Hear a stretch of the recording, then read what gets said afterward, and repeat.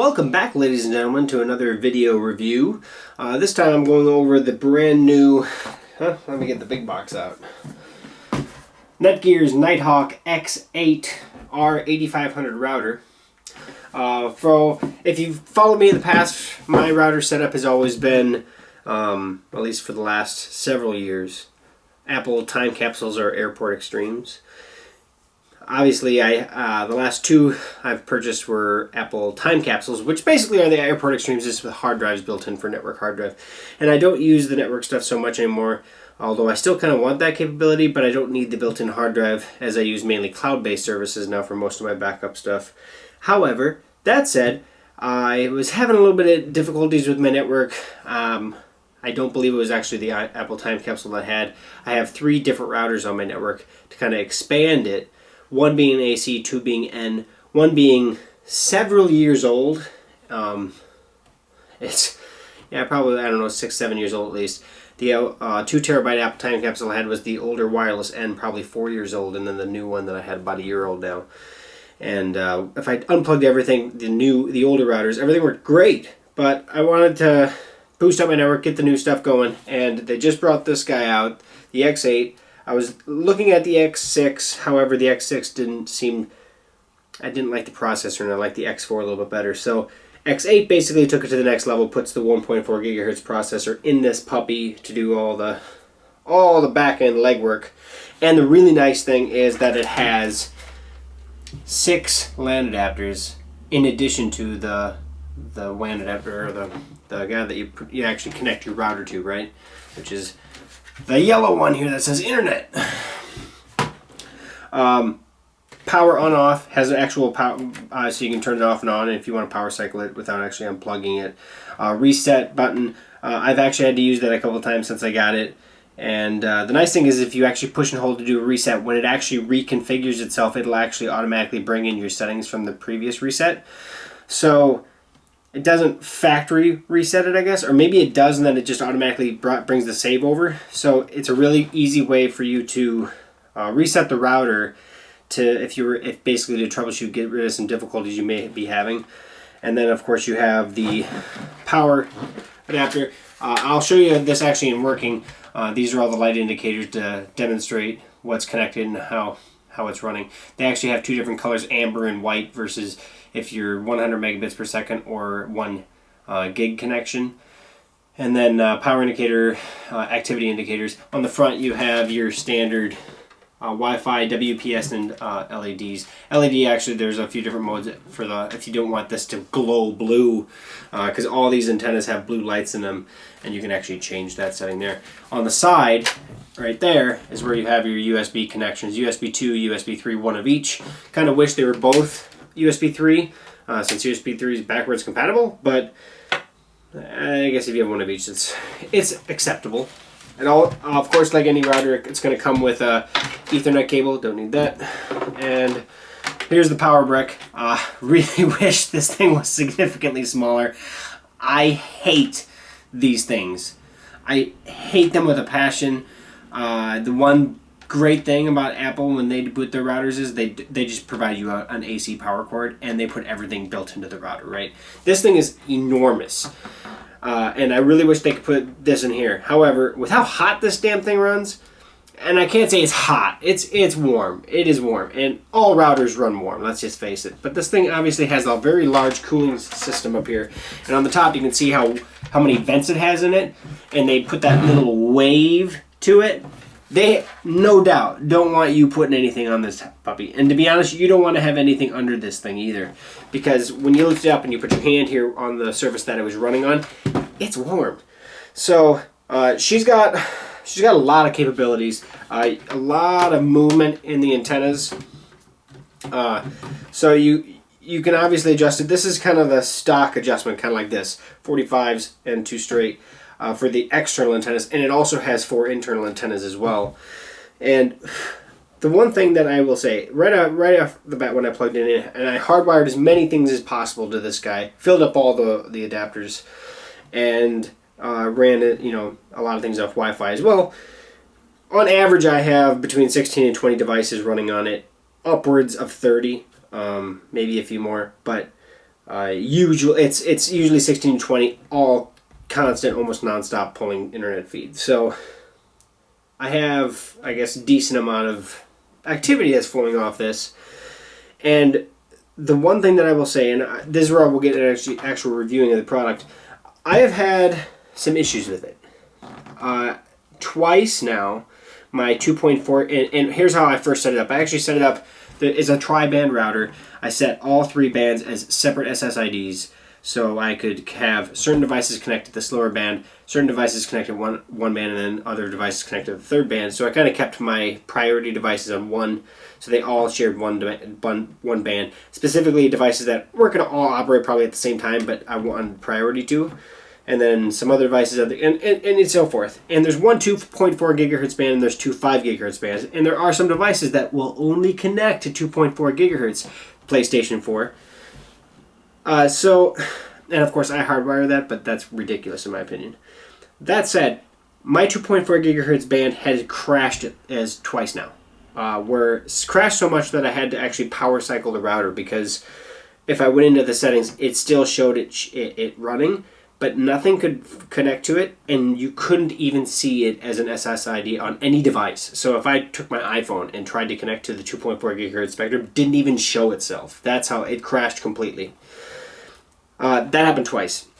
5 gigahertz bands I never had crash, but I had one band that just literally stopped showing in, or at least slowed so slow to a crawl that nothing was operating on it.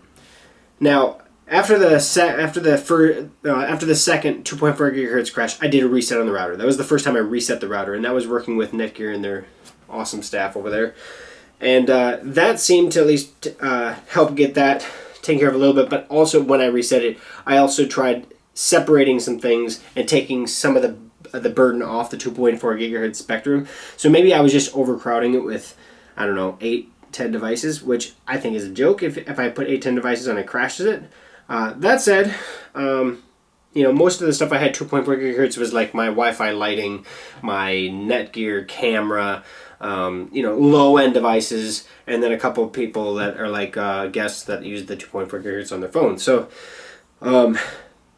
that was number one. I was really worried about that. And then all of a sudden, I had literally one of the LAN adapter ports go dead on me. It showed connection here, and I went over and actually on the device couldn't get in the internet at all. It just all of a sudden went dead halfway through. I was watching some HBO Now stuff, and then so I reset it. I came to the device first and went through the settings, and I couldn't find it anywhere.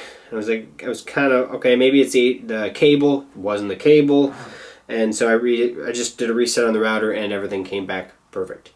So I've had some issues with it. With the newest firmware, I haven't noticed as many issues, except for one, and that is from one of my Apple TVs, which is hardwired to this, to my computer that is hardwired to this, and my iTunes shared library. Something has been happening recently that has never happened ever on my network, and that is streaming a movie from my computer to my Apple TV. And so it's not using the internet; it's just using the router as a transport vehicle, and I get buffering issues sometimes. And it's driving me insane. So, there are certain things I love about this router, and I'm pretty sure I have 2 other friends that have this exact same router, and they do not have any of the issues that I have had. So I'm putting it down to maybe I have a faulty unit, or I'm putting too many devices on it. I don't think it's the too many devices. I think I have something's going on inside of this puppy, software or hardware, and I believe it's software based because I've never had any issues. I mean, if I reset it, everything works fine again. So it could be a hardware, so something heating up to the point and it stops working if it gets too much traffic on it. But the software, when they updated the newest firmware, it seemed to help on all the other points except for my buffering issue. That has still plagued me even last night when I was watching a movie. So I have high hopes for the X8. I really do. But I cannot give it 2 thumbs up, and I cannot recommend it to everybody. The only router that I've ever had that I've literally never had really any... I've never had to restart. This one I have had to power cycle as many times as I've ever had to power cycle a Netgear router, to be honest. Anyway, before I get to my conclusions, I'm going to show you it running, and then we'll go from there. All right, so here you go. So I kind of wanted to show you my setup and how I have my whole thing here. I have my router up here on top, which, to be honest, when you're up by all these other electronics, may cause interference, and I actually tried moving the router to other locations and I haven't noticed anything. So in my setup, it doesn't seem to change the, I guess, the distance I can go, but I will eventually be mounting my router up higher and probably out in a different spot. However, that said, this is the R8500 Nighthawk X8. You can see here's how the lights come up. You'll have on front the all the little indicators there if your Wi-Fi is working, everything, how you can connect devices through the WPS button. The light indicators for all of your Wi-Fi power and activity, and down here you'll see 1 through 6 of my LAN connections, 4 not being utilized right now, and also the fact that there's different colors here, and that's what indicates if you're running at 100 megabits per second or 1000, so gigabyte versus non-gigabit. So that also said, you can also see there's 2 indicators here for USB usage, which this is the one thing I don't like. I don't like where they put the USBs, and that's going to be here on the side. So there are 2 USB ports. I'll pull it out here. One USB 2.0, one USB 3.0. Kind of wish they were both USB 3.0, and of course, probably already, you know, whatever. So that's how my setup, and they recommend you putting the antennas, the 2 outside ones at the angles and 2 in the middle straight up, but obviously you can adjust it depending on your setup. But I did want to show you that at least so you can see how the lights are actually, how they light up. So that's what the X8 router looks like running. Obviously I showed you what it comes with. Also this little box of goodies, which has a quick start guide as well as recommendation stuff and all stuff on other Netgear goodies. And Netgear also makes a Nighthawk extension that you can actually do, which I'm going to need, because even with this tri-band huge antenna router, there are sections of my house I do not get. My phone will kick off and go to LTE instead. No matter what device it seems, I just can't get great coverage in certain corners. And that's any house, to be honest. Obviously, I have the older Calcoat plaster walls, which is kind of like concrete. And it's going to take, I mean, obviously, anytime you go through walls that are heavy burdened like that aren't just drywall, it takes down the signal a little bit. So I'm not mad at the router for that. Any router can have those problems. I did notice, to be honest, better reception, so a definite increase in the AC beamforming on this model over my Apple AirPort Extremes beamforming that it has. So, and that's probably with the antennas and the increased area that the antennas have, right? So I did notice an increase in my signal strength, but not a significant one. So even in my house, I still have to use an extender to get this to operate properly in my house so I have complete coverage. So to be honest, I can't get it a 5-star review. It's not going to be a 5-star for me. It's more going to be like a 3.5 star because, like I said, I think I had a faulty unit, and if I really liked it, if I loved it a lot, I probably would just exchange it for a different one and see if that took care of my issues. It's definitely worth trying because this is second best router I've ever had. But with the problems I've been having, and given the fact of my long-standing tradition of the few problems I ever had with my Apple router, I am actually going to plaster my home with AirPort Extremes, I believe, rather than this big bad boy and its cousin. So I hope you enjoyed my review. I hope I didn't say bad things or great things, but I think there's great things. As soon as Netgear gets the firmware dialed down a little bit more, I have no doubt that this router is going to be a beast and awesome. And depending on your household, obviously the beautiful thing about Netgear's routers is that if you're the person that is the tinkerer and likes to mess with all your network connection stuff, yeah, don't go the Apple route. Go this route. This is an awesome machine. They do have a couple other routers out there that are I was kind of thinking about before I bought this one, but at the $400 level, it's really expensive for what you get, to be honest.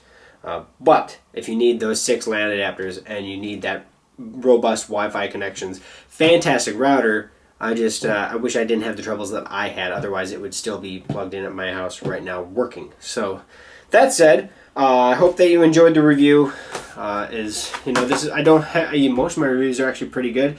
This one's a so-so review, right? I'm not go out and get this product, but I would consider it. And if you're willing to try something, try it in your home. Like I said, I have 2 other friends that have one that actually has a significant amount of connections like I do and has no problems, has had no issues with it, has not even had to restart it, is from what last I heard. So he's got a good one and it's running great. And my other friend, fantastic as well. Not as many devices as I have, but running really, really smoothly, and they're actually separating the channels as well. And to be honest, I tried the 3 SSIDs. I was down at the end. I was down to 1 SSID with all 3 of them. Let it automatically choose things, and I was still having the buffering issue, not any of the other issues though. So that said, I hope you enjoyed the review. If you have any questions, comments, post those below. If I'm an idiot and you think I just suck and I hate Netgear, post that below. Great, fine, free country. Subscribe above. Like the video, and like I said, not a bad router, to be honest. Fast as hell. I mean, to be honest, when it was running at its peak, it is fast. So I have a hard time giving it up, but in my situation, it doesn't work as good as some other, I think. So I hope you enjoyed the review, and we'll see you next time.